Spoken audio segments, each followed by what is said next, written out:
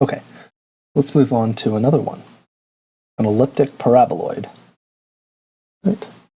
So basically the shape you should see here is kind of like a bowl. And if you imagine drawing a parabola and then spinning it and tracing out what happens, you'll trace out a bowl shape or a cup or whatever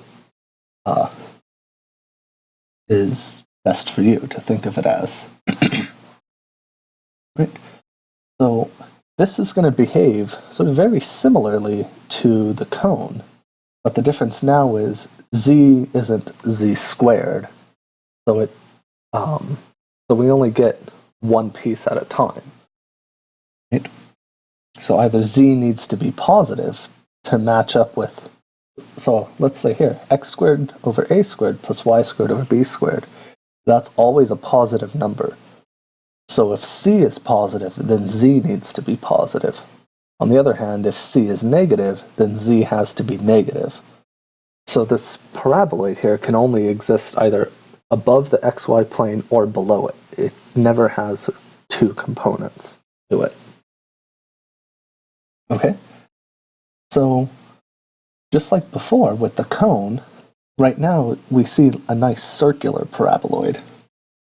Or we could just call it a paraboloid.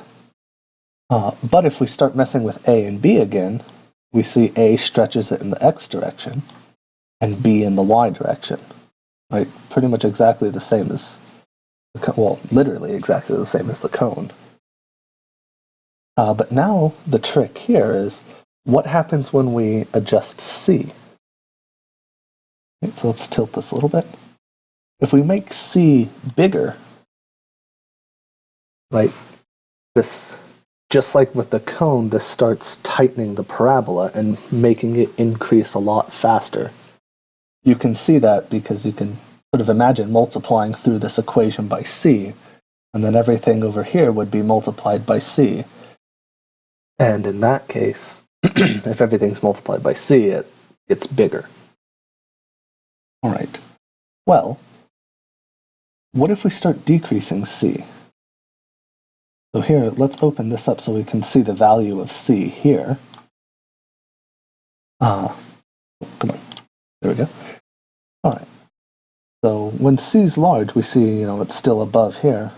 But as c starts getting closer to 0, we can see here that this starts flattening quite a lot. In here, you can see it is technically still bent, but it looks pretty flat. So if we make it exactly 0, then it is flat. Like this is now just a disk from what we can see. Well, not quite a disk, a filled-in ellipse. I mean, so it's cut off because of, plot ranges and stuff, but... So what do you think happens when we flip c to be negative?